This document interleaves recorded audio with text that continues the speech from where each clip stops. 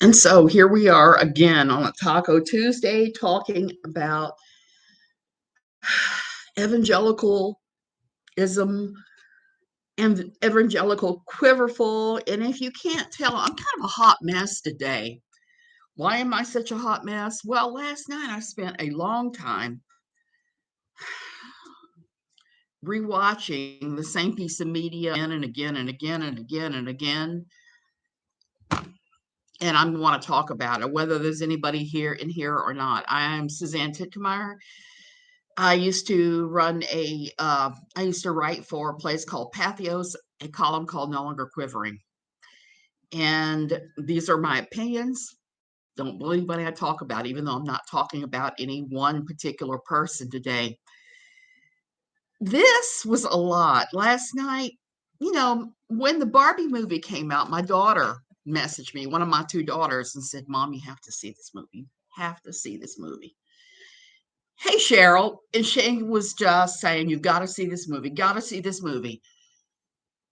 And, I live here in Tamarindo. Hey, Celine. So it's not like I have a lot of opportunities to see some of the stuff that everybody else sees. There is a movie theater here in Tamarindo. It's a nice place, except you have to check and see what movies are showing in Spanish and which ones are in English. And they had the Barbie movie, but it was Spanish. And my Spanish is better than it used to be. You loved it. My daughter did too. But my Spanish is not to the level where I could watch an entire movie and get every single word. Hey, Michelle. So I said, well, I'll wait until it comes around on video. America Ferrera's speech about what women are supposed to be. And I watched this thing like 5 or 6 times last night, and I was just crying. Okay, Cheryl, you've got to see it, got to see it, got to see it. I was crying during that sequence because it was just so much of what women in general go through. I'm just going to say that in general. And an evangelical, quiverful, and taco churches, that pressure she's talking about to be perfect is amped up to the craziest degree. Be thin, but not so thin you tempt men. Be pretty, but not so pretty you tempt men. Be this, be that, but not so that you come across as stealing a man's authority. All of that. These guys who say Barbie or Margot Robbie, yeah, they do. They do. She is gorgeous. I even liked her as when she played, oh, what was that gal's name? Tanya Harding. I liked her then too. I've liked a lot of the roles she's done, Margot Robbie. And I like Tanya Harding though. I like women who speak their mind now. Even though when all that was going on, I was newly quiverful and I thought she was not a nice person. I don't care now. She is a woman that has gone through this SHIT that all of us have been. And yeah, exactly. Exactly, Celine. They are jealous over her power, and she has power. I've always loved American Ferrera too. I remember back when she did a show for HBO called Real Women Have Curves that was about a Hispanic young lady coming of age, fall in love for the first time, who had a less than societal perfect figure. I'm just going to say that. And that's what the whole movie was about, was in women positive roles, mostly. I'm just going to say, because her Ugly Betty performance, while good and it was a good show, I wouldn't call it feminist in any way, shape, or form. Just slightly feminist. I like Ryan Gosling. I'm just Ken Song. Oh, yes, Ryan Gosling is something else, isn't he? And I've seen him in a lot of crazy movies. I think my daughter's talking about taking me to see it. Well, us downloading it when I'm at her house for Christmas. So my favorite other Ryan Gosling role was Lars in The Real Girl because um, it was all about a guy who was not real demonstrative. It was kind of nerdy and quiet, who couldn't have a relationship with a woman, so he bought a real doll. And the whole town decided to act like the real doll was a real person. And at the end, he actually did end up having real relationships. So it was good. I loved when Ken asked Barbie to go to his house, and Barbie's like, "Go to what?" And he's like, "I really don't know." So I can't wait to see the whole thing. I've just seen bits and pieces and clips now. I've gone back to the American Ferrera clip over and over again and just keep watching her rant and crying almost, because it's the thing we all deal with. Okay, let's just be honest and frank here. It is what we all deal with. Be perfect, don't be too perfect, because if you're too perfect, you're going to squash some man. And the fact that I keep reading that Ken strays into the whole Jordan Peterson manosphere, the Andrew Tate thing in this movie, and tries to put patriarchy in place in Barbie world is kind of horrifying. And I can see it at the same time. I don't know what's going on in this world anymore and why this is such a thing in every layer of society. Patriarchy is evil.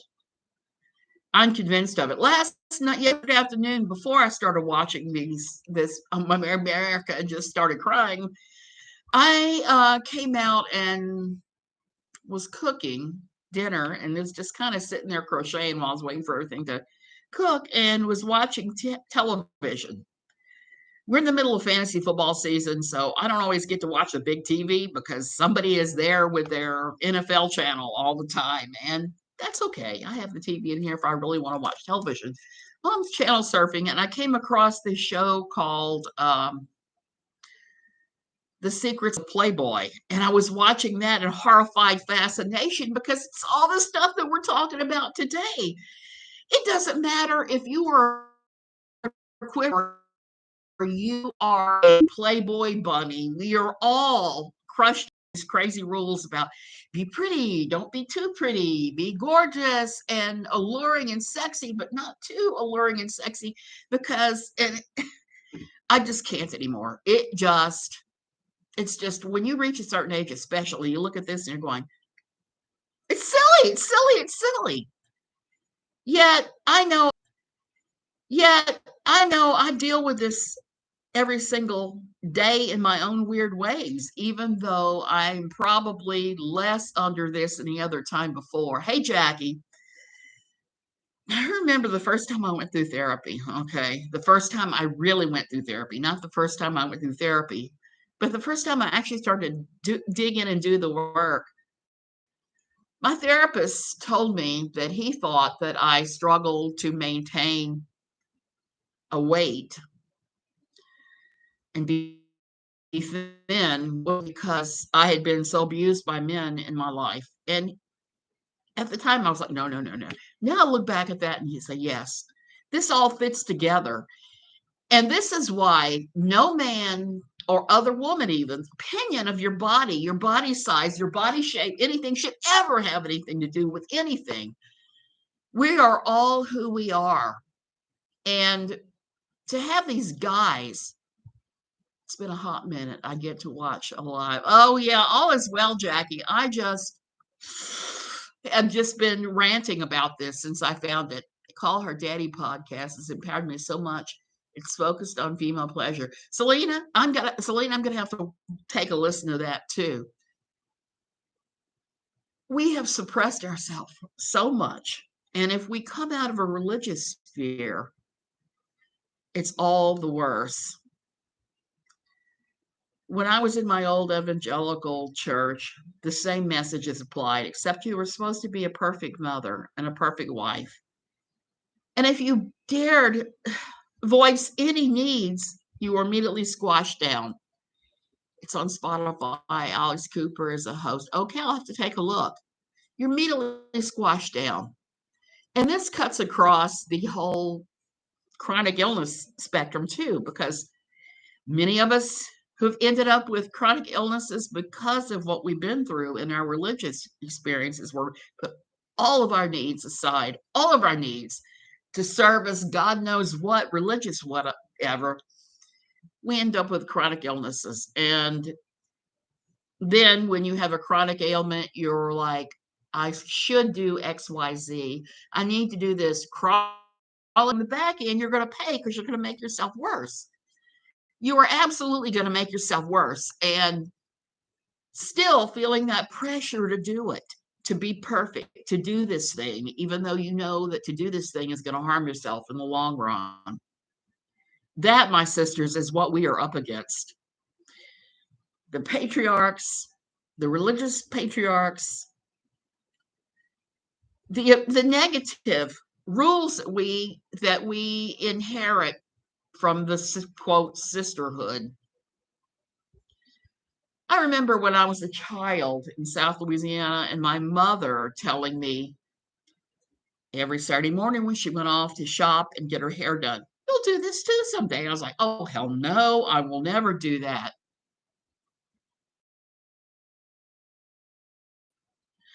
I am ranting today. I am kind of annoyed and upset and enlightened because I've been watching the American Ferrera clip on repeat and saying it really cuts into patriarchy. It really shows what we deal with. All of us deal with this in different levels. When I was at my Quiverful church, I dealt with this all the time. The way men in the manosphere talk about relationships is so sad. Yes, they talk about relationships. The Barbie movie was great. I'm beginning to discover that after seeing that. And my daughter told me I have to see it. And I'm just like, yeah.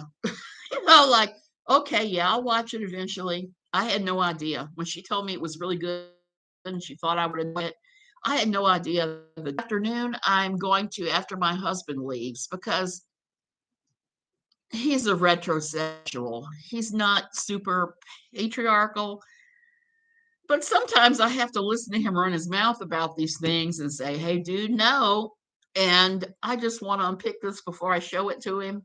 It's like when before we went to see the Book of Mormon, showing him the songs on YouTube before we went so that he could prepare himself for the cursing, because I know how he is.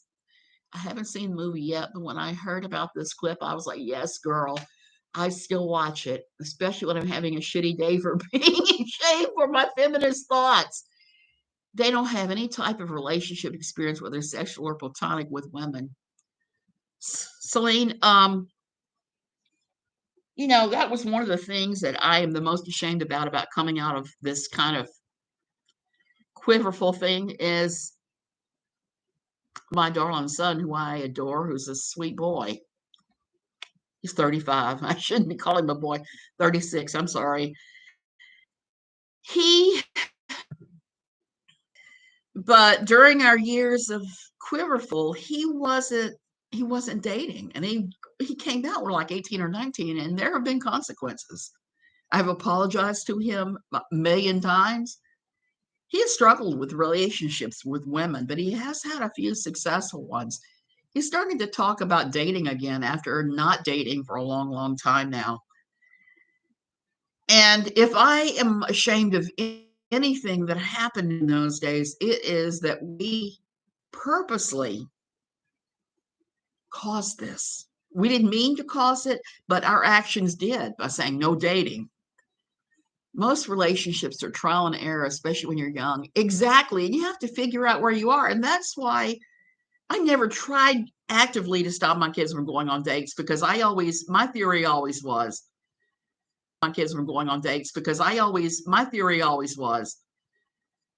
you go out those group dates when you're younger, males, females, you go out in a huge group, and then you start going out in smaller groups, and then you go out on double dates, and then you date.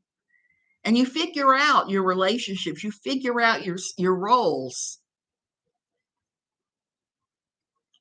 just little bits and pieces. My daughter is obsessed with that. I need to sit down and watch it now that I have um decent streaming services here and I'm not running on the Yoho pirate system that I was. Um so you work these things out, and that is one of the things that I hold against taco churches too. This courtship only model bypasses all of that, so you don't figure out what works and what doesn't work, and you marry the first person that shows interest in you, even when there's not any type of relationship, any type of common things, none of that at all. And you don't have your bona fides in place. You don't have your things where you say, okay, this is a deal breaker for me and you must do this. That's what I always say why I've been able to stay married to my husband. We're coming up on 40 years in about 3 years, 37 years. I don't like doing hookups on the first date. And a lot of guys in my age range are either awkward or jerks. Celine, and I can relate to that from having dated for a long time. I married the first guy that showed that kind of interest in me when I was young, and that was stupid. Then I stayed single for close to 10 years and I remarried. But I had my list of bona fides, my things that could not do, things that he had to do. And I made no mistake about it. I told anybody that I dated seriously, I said, if you want to have a serious relationship with me, this is where it is. This is what we have to do. This is what I accept. This is what I don't accept. And there were a lot of jerks, Celine, that I was like, nope. I've told the story many times about the guy that I dated exactly once that I liked a lot. It would have been a good match. We had a lot in common. But he had his ex-wife that was just crazy. And I just said, I'm sorry, I can't have that in my life because that is where my line is. Is man being a virgin a bad deal breaker? Because I want a man who's experienced but also patient. It's not a deal breaker, but I can see where that might be problematic, particularly if they have certain ideas about sexuality. And let's face it, a lot of guys coming out of taco churches, they have some crazy ideas about sexuality. All you have to do is look at the sex site of Larry Solomon, Larry the Hairy Man, on the internet. He's got a site where he talks about sexuality, and his sexuality ideas, they're horrific. They're straight out of taking patriarchy to the most awful places. They're the rantings of somebody that was a virgin until they got married. The first being that he thought that being in polygamy was a good thing. If a woman gets close to feeling the perfect demands, the rules change. If she hits the perfect weight, the goal is changed.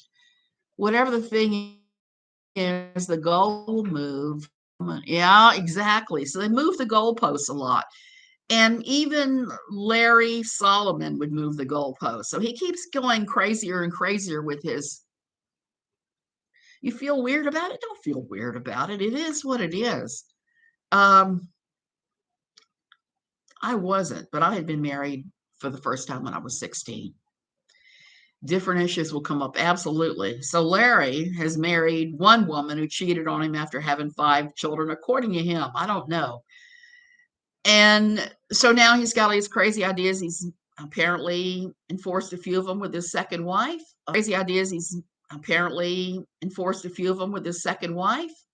Everything from she can't say no to sex. One of the things that he advised that just horrifies me beyond all thought that would fit with the patriarchy that is pushed is he has said that as a woman, you can't have any kind of sexual agency whatsoever.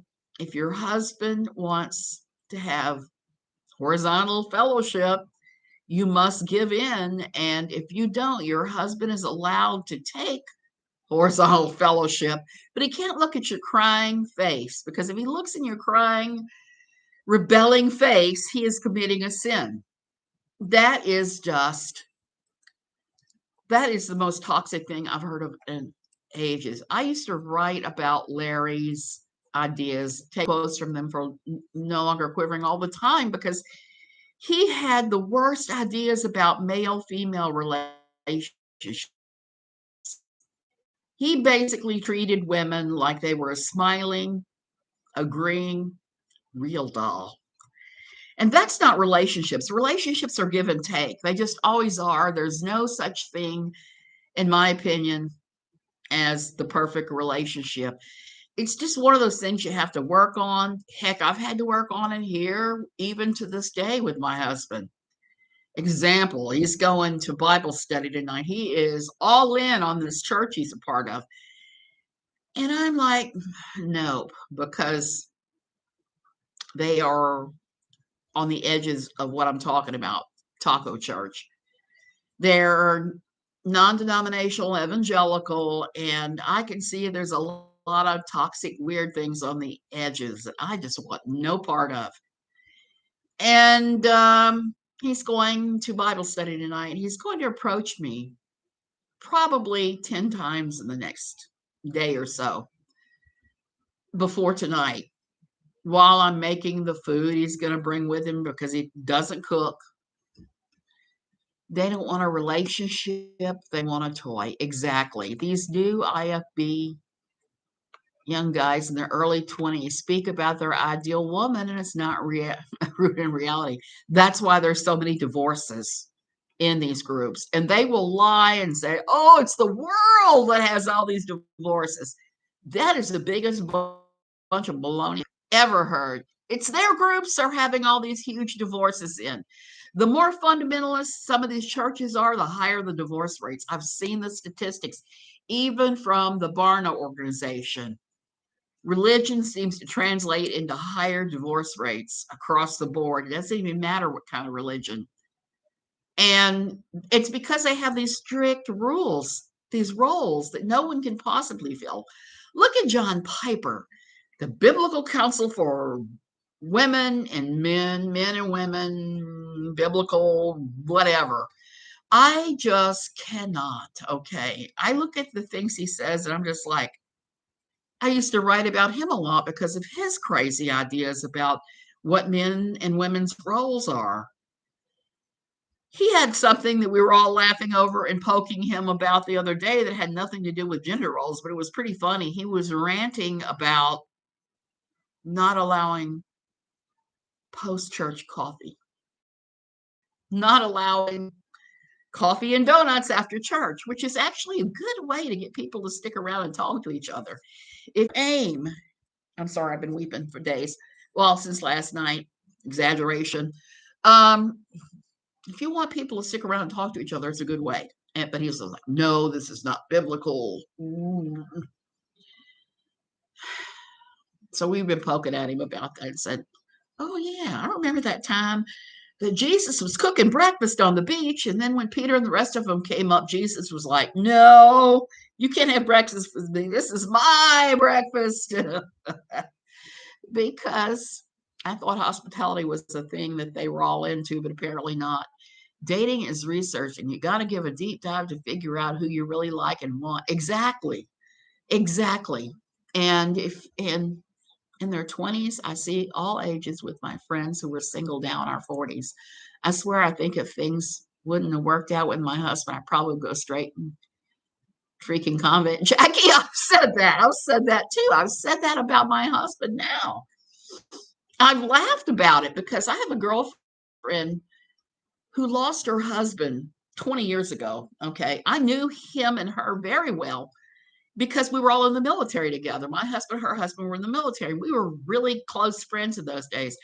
She's one of my ride and dies that I've had my entire adult life. And she calls me up every now and then. We talk about her husband because I'm one of the few people that remembers him, that knew him all those years ago. So she tried to go back in the dating world once or twice and said, no, I just can't. I can't. I just have no interest in that. And this was after her husband had been passed quite a while. And I've often said to my husband and others, if something happens to you, if you run off with a younger model or you keel over and die, guess what? There won't be anybody else. I'll probably turn into one of those swamp witches with 50,000 cats because that's who I am. And I don't necessarily need company.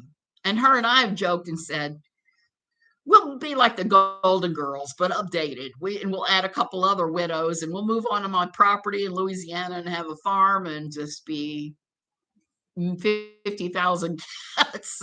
We've joked about that tremendously. So that's one of the ones that we've laughed about. So that's the other thing is I think as we get older, we realize that we don't necessarily need men. And the thing is, men can't cope with that idea at all. I was very lucky as a believer to have married an atheist unknowingly. He was so glad I was finally deconstructed, not because of him. I was trying to really be a good Christian officer's wife. That's really difficult. And, my husband, being an officer's wife, it's hard enough, okay?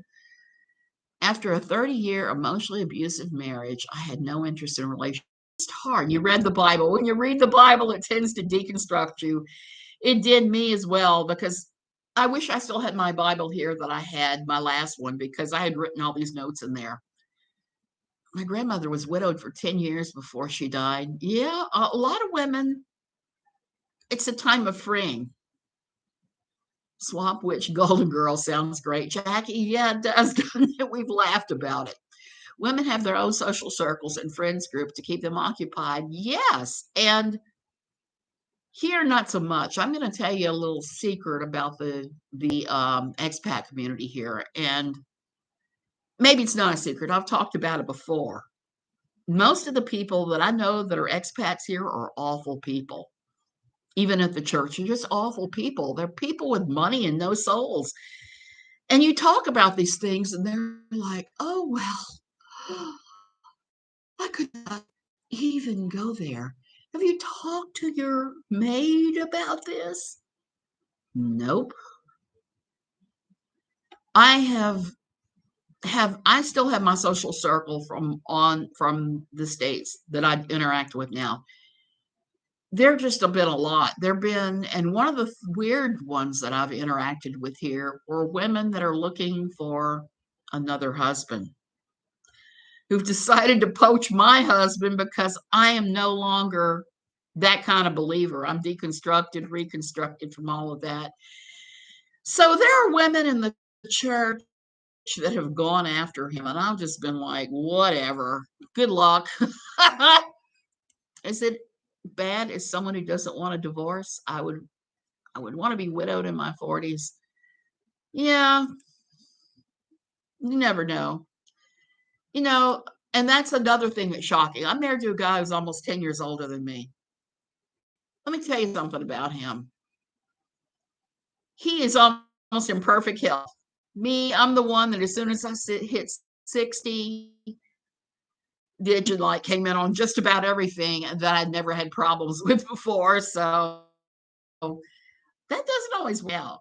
So yeah, I always thought that he would probably pass before me, and it would be, he's 72, he just turned 72 before this point.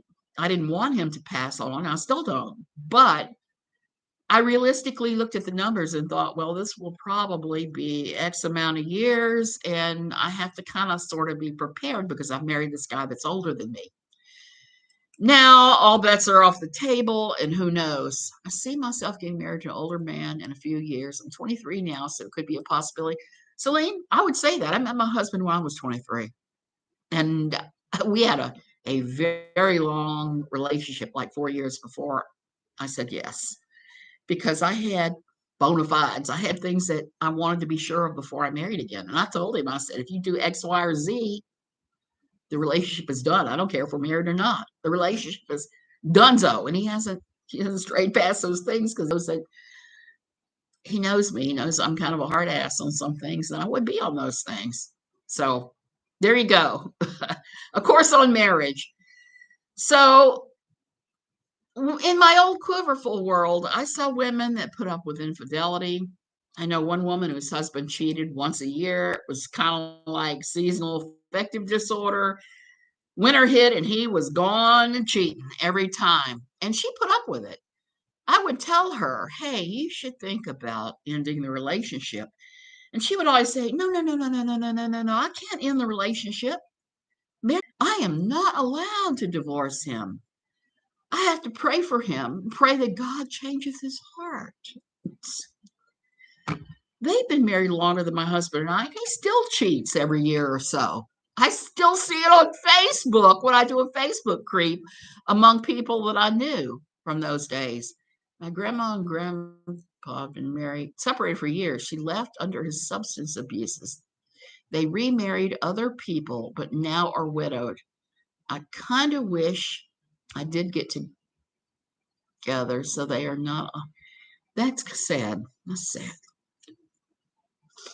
My own mother is a widow and she is not handling it well. She hasn't been handling it well. I told her when her husband passed, and it was I'm just going to say they were in a relationship where he was married to somebody else for over 20 years before they ended up together.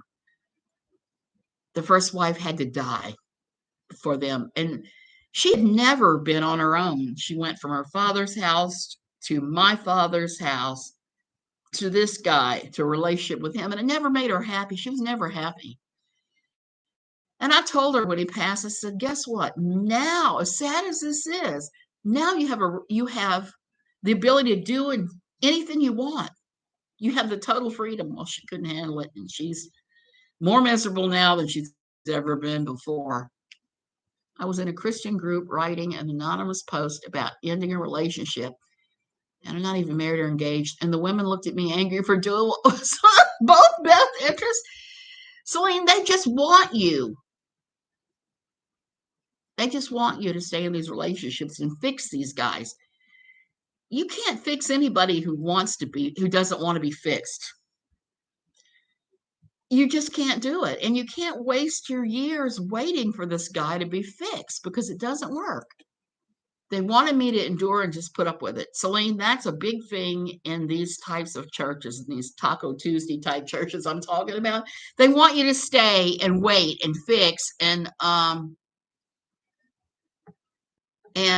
make it work. And it doesn't always.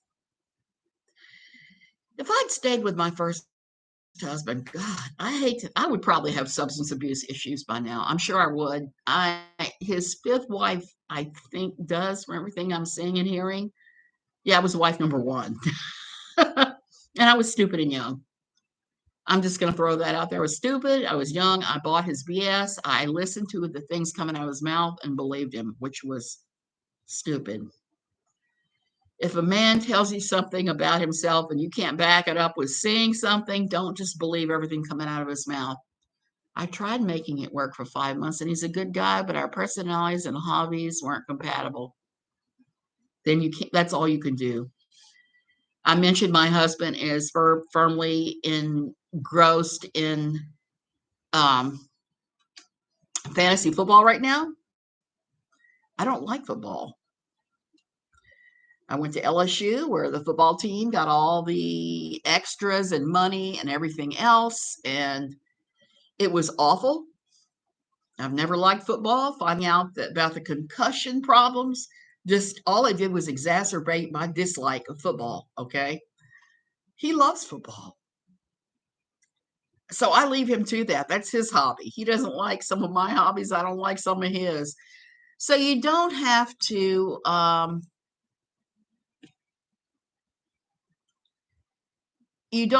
like everything, but there should be enough togetherness that it doesn't matter if he has one or two things that you don't like and you have one or two things he's not into.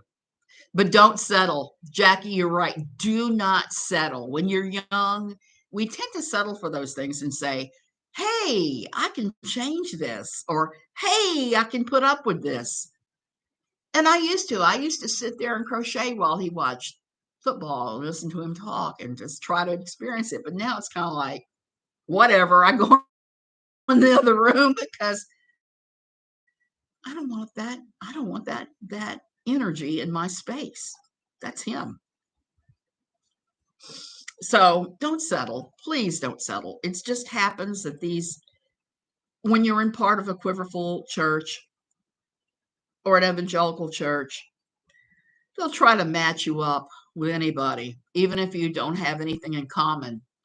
I had to think about how to break up with him for at least the last 2 weeks of the relationship. So it wasn't just some frivolous cutting it off.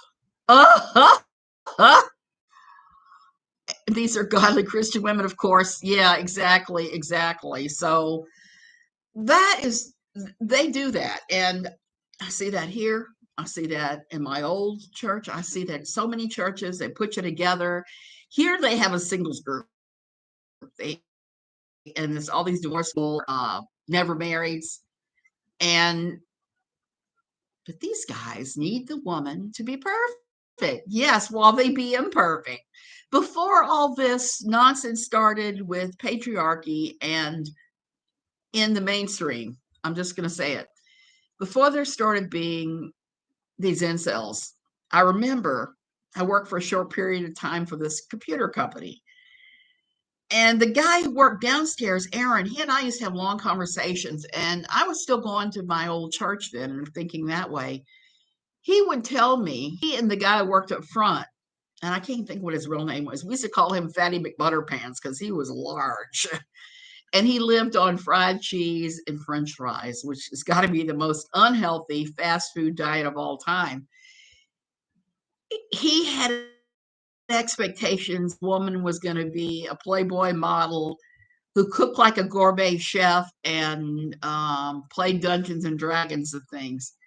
And I would laugh at some of the notions the two of them would come up with about the woman that they would settle for.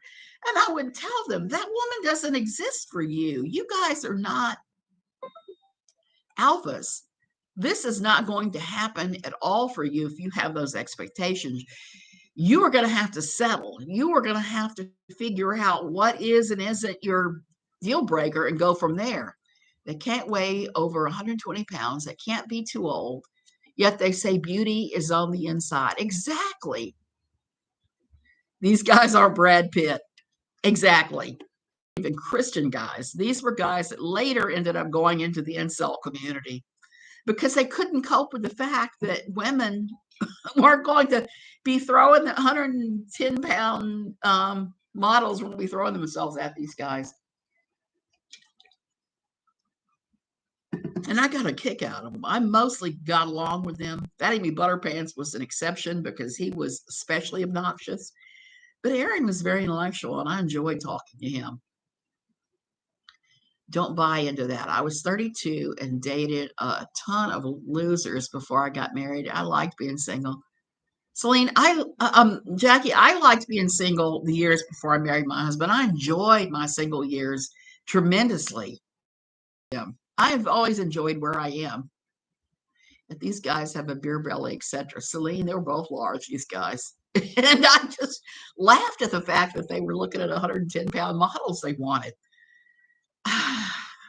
So many of these guys, they have something that's not quite right and they want this thing. And that's one thing that, I got the biggest kick out of the America Ferrera rant because she addressed that. She's like, you got to be thin, got to be thin, got to be thin, got to be gorgeous, but not too gorgeous.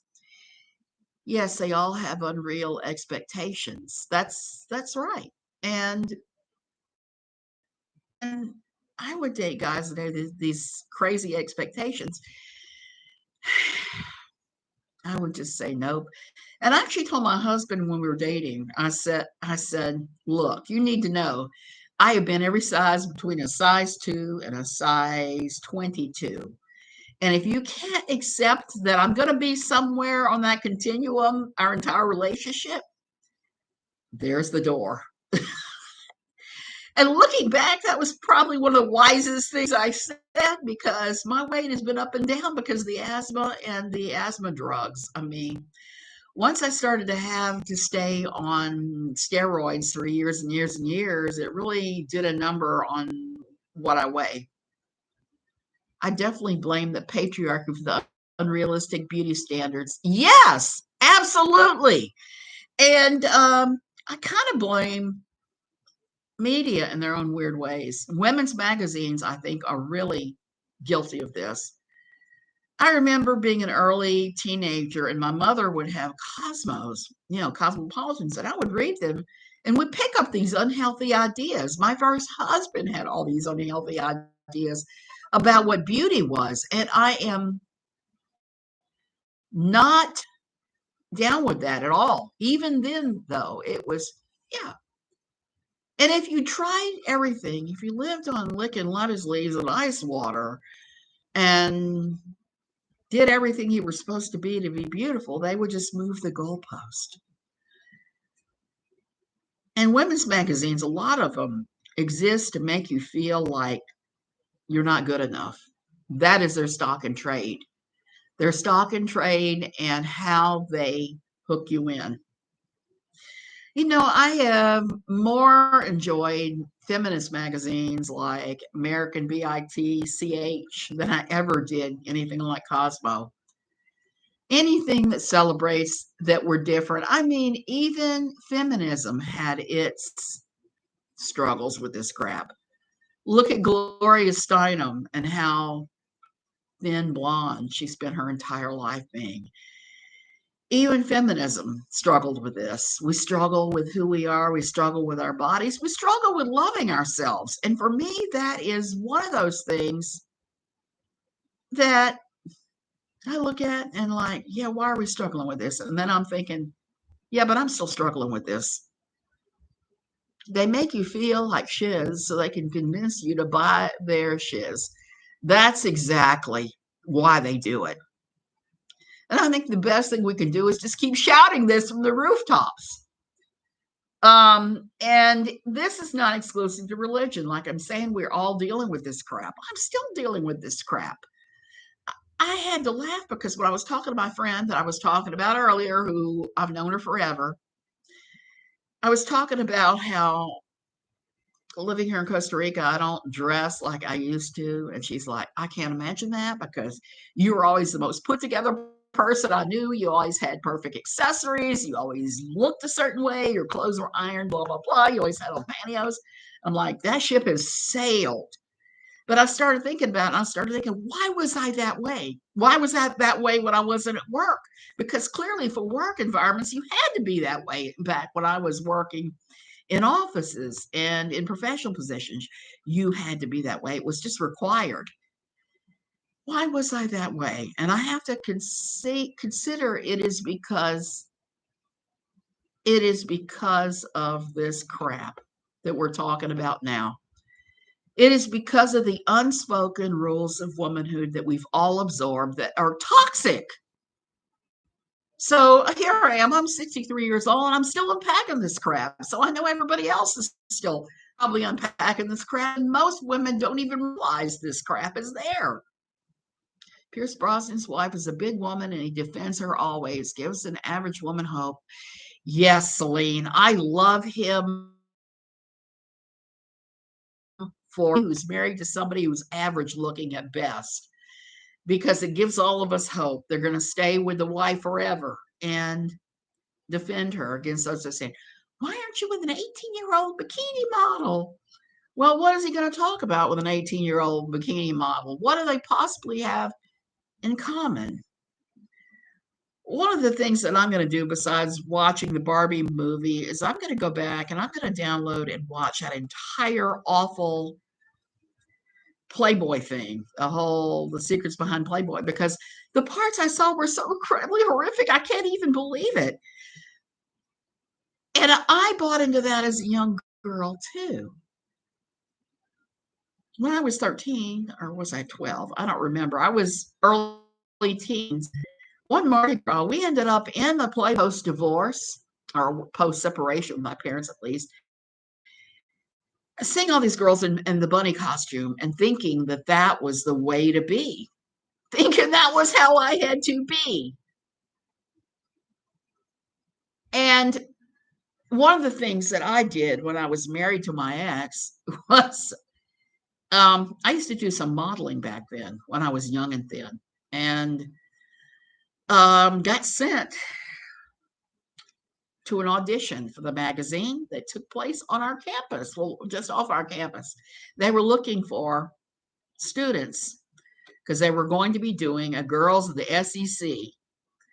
I got sent, and it was the most awkward posing I've ever done in my life. They couldn't get me to take off much beyond regular clothing.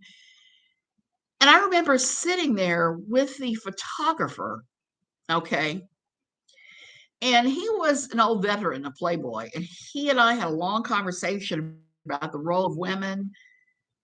And I remember him telling me it was okay if I couldn't take my clothes off on camera, that it was okay, and it was the most freeing thing. Have you ever been on a cruise? Never? No, Celine, I never have. But anyway, that was kind of my mind blown moment in my life was when this Playboy photographer was talking to me about what I had to do and didn't have to do as a woman. How stupid is that?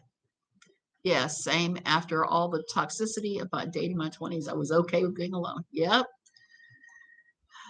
Have you never been? I've never been on a cruise. I will say that. I'm married to a guy who cannot stand the idea of being on a boat with everybody else. And I know that I am enough of a curmudgeon reading my books always, avoiding the crowd types, that it would be hell for me. My mother has tried to get me to go on cruises with her. She likes him. My ex, not my ex, my husband's parents, God rest their souls, when they were alive, they were professors at LSU. They would go on cruises 2, 3, 4 times a year.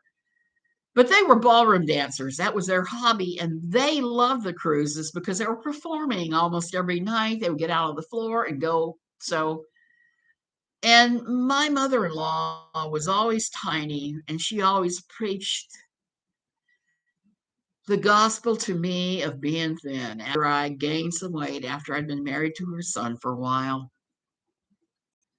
Titanic is always fascinating. Same. Oh, couldn't cruise. Way too introverted. Prairie, exactly. Way too introverted. And I got another reason why I can't cruise and why he can't cruise. We both have real bad motion sickness, and we both do. And I think it would be a disaster on a cruise. I would be spending the entire time puking over the rail, and that wouldn't be pleasant for anybody. That would sure not be pleasant with me. And the thing is, one of my daughters wanted to take a cruise, and while we were on vacation one time in Florida after she was of age. So we took a booze cruise, one of those cruises where you get on the smaller cruise boat with hundreds of other people, and then you gamble, the gambling boats. You go out beyond the international waters, and then you have at it. Her and I got on that boat with my son and my husband, and he and I started getting, and my husband started getting motion sick. We're standing at the railing at this thing. I remember having Jello and crackers for dinner there because it was just like I could not deal. None of us could. Isadora and Ida Strauss were the real life couple laid in bed and kissed each other. Ship was going down. I read about them, and there have been some interesting. I was hearing something the other day about Stockton Rush and their company, and one of their ancestors going on in one of his ships to see the Titanic wreck. Yeah, I don't think that they should be going down to it. I believe that's a grave. That's a mass grave. There should be some sacredness going on handling that. There shouldn't be like tourists to Disney World going down to the Titanic. That's just my thoughts on that.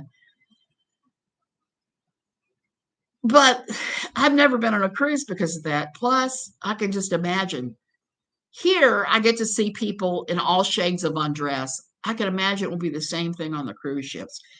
But here, if I want to avoid the crowds, I go to Playa Grande where there's nobody and I walk the beach by myself.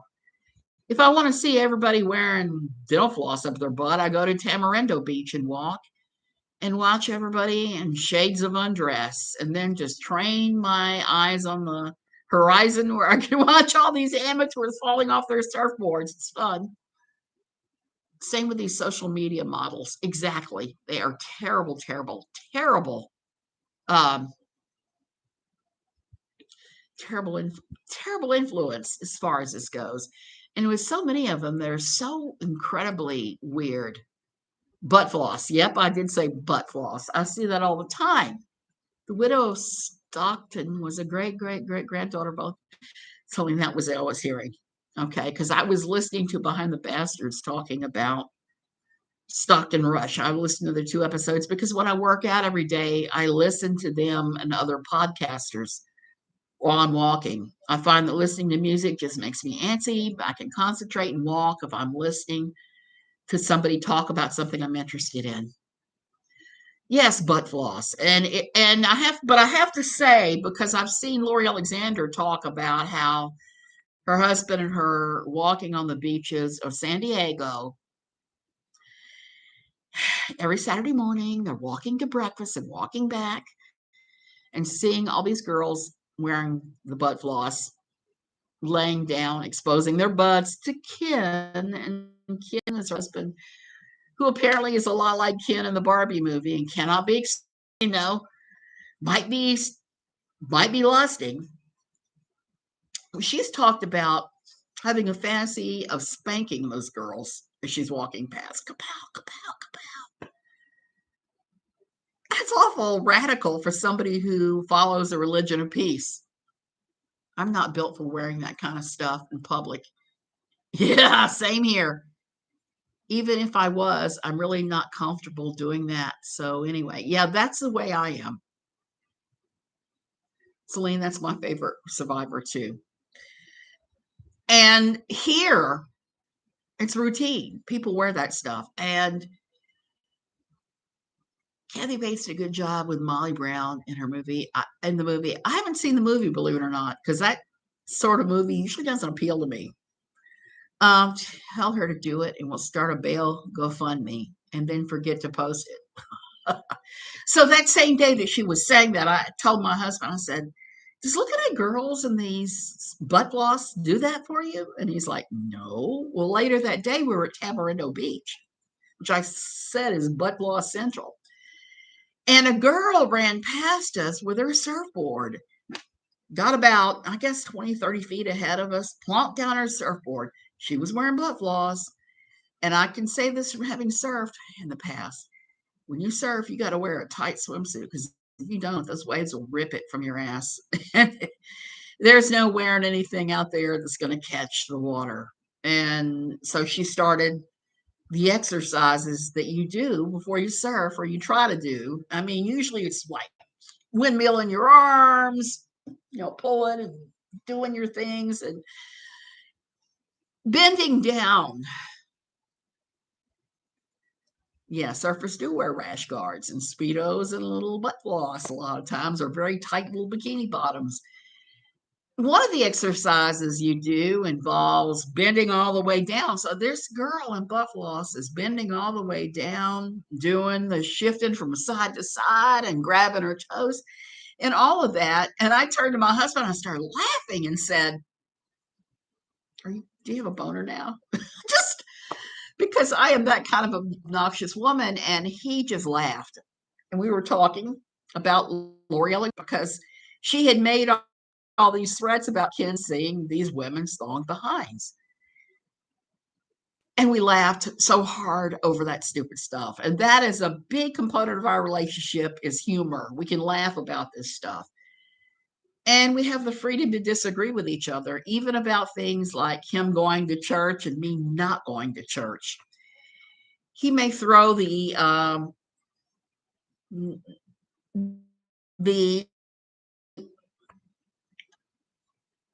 invitation to me all the time, but I have the I have the freedom to say, oh, hell no.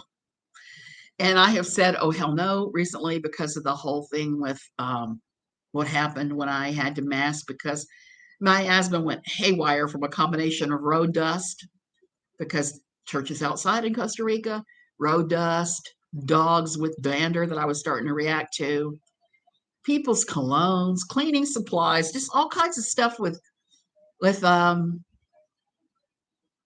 smells was making my asthma go haywire. So I took out my N95, slapped it on, I had my Cambridge mask on, and I had 4 different people come up to me and say something very nasty about, well, you don't trust in Jesus to keep COVID. It's like, look, you COVIDiot, I am not masking because of the last one. I called him an a-hole and just went off the deep end about my asthma at him, and he ended up apologizing. But I can't go back and let them impact me again like that. I just can't do it. It's too hard to turn the asthma off afterwards. Isidore and Ida Strauss have a statue dedicated to them in NYC. I saw that. I saw that. And Celine, some of the Canadian monuments I've seen connected, and some of the burial plots I've seen have been pretty amazing. Even though sometimes they're really sad ones, like unclaimed children. The deaths of unclaimed children are buried at these places in a time from before DNA. So sad. Yeah, it's about 300 miles out. And I think they brought the survivors, a lot of them, that ended up brought to Newfoundland, or what was the other city in Canada they were brought to. I can think about them in my mind. They have these wonderful Indian guys that dance, and they're the same place that had this terrible explosion around the First World War, but I can't think of the name of the. That's so typically me. It's been an hour. I'm starting to lose energy and oxygen. So that's my rant for today. I wanted to rant a little bit about how, as women in the world, in the church, we have this load of expectations that's just shoveled on us from the time we're young children that we buy into, that causes us so much grief until you realize that this is going on, and you could say nope and flip that a bird. And even then, it's hard to let go. We have to do better. We just do, because stuff is dangerous and insidious. I love you guys. Thank you for watching. Thank you for allowing me to rant. And I'll see you later.